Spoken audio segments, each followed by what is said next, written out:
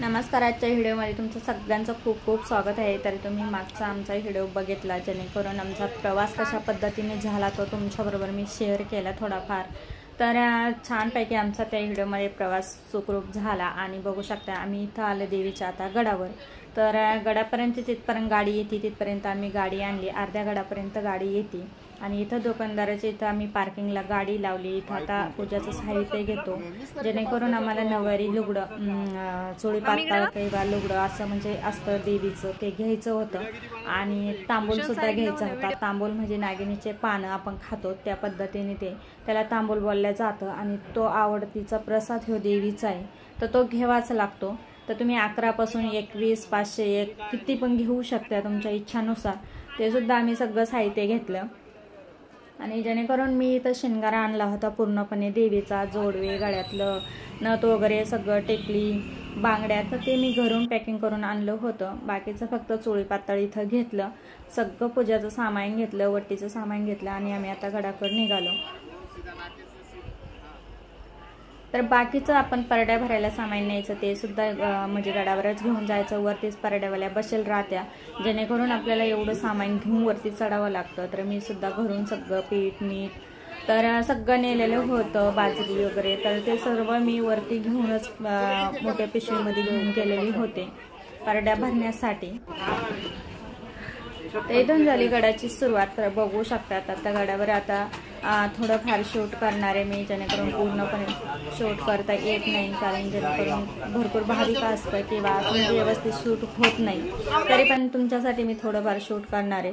आणि परत मंदिरात गेल्याशिवाय आतपर्यंत तर आपल्याला कॅमेरा नेऊन देत नाही. तर थोडंफार बारीमध्ये शूट करेन मी आणि नंतर मग बाहेरचं शूट करेन.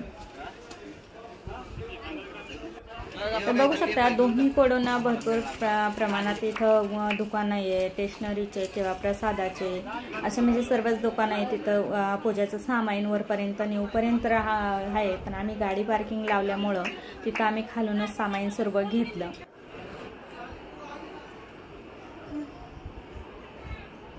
चला, तर इथं आलोय आम्ही गडावर. आणि गडावर आल्यानंतर तुम्हाला म्हटलं तांबूल म्हणजेच ते आपण पानं आणले विड्याचे, ते इथं कुटून देत होते.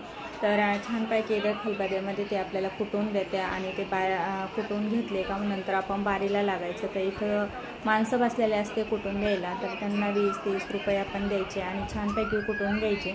तर बघू शकता ह्या पद्धतीने छान असं आम्ही ते तांबूल कुटून घेतला. तर तांबूल आपण इथं दर्शनाला गेलो का देवीच्या तोंडामध्ये तो विडा ठेवला जातो तांबूलचा, आणि नंतर उरल्याला तो आपल्याला देतात. तर घरी आल्यावर आपण इथं सवसणी वगैरे घालतो, त्यांना ते विड्यात टाकून द्यायचा असतो तो तांबूल हो प्रसाद. तर अशाप्रमाणे तांबूलचं महत्त्व आहे. तर त्याप्रमाणे प्रत्येकजण तुम्हाला म्हटलं तसं 11 पानापासून तर कितपण तुमची इच्छा आहे तोपर्यंत तुम्ही घेऊ शकता. इथं तांबूल वगैरे आम्ही कुटून घेतलं आणि लगेचच आता इथं बारीला लागायचं आम्हाला. तर बघू शकता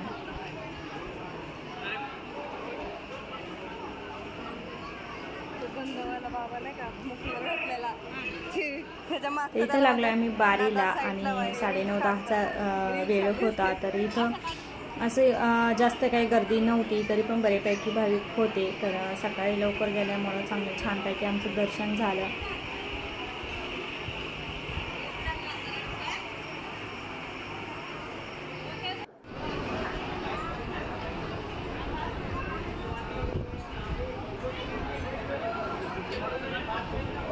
थोड्याच अंतरावर इथं दर्शन घ्यायला राहिलं, तर आतपर्यंत काय शूट करून देते नाही. तर आता अजिबात अलर्ट नाही आहे. तर तिथपर्यंत शूट करून देतात, तिथपर्यंत शूट करणार आहे. जेणेकरून आम्ही इथं बघू शकता तर कुलदैवत देवसुद्धा टाक घेऊन आलेलो होतो देवीला भेटायला. तर तुमच्याकडे कितपत टाक आहे ते सर्व टाक घेऊन यायचे देवीला भेटण्यासाठी. बघू शकता एकच टाक देवीचा घेऊन यायचा नाही. तर ह्याप्रमाणे असे छानपैकी तर आम्ही आता बारीला उभं राहिलो.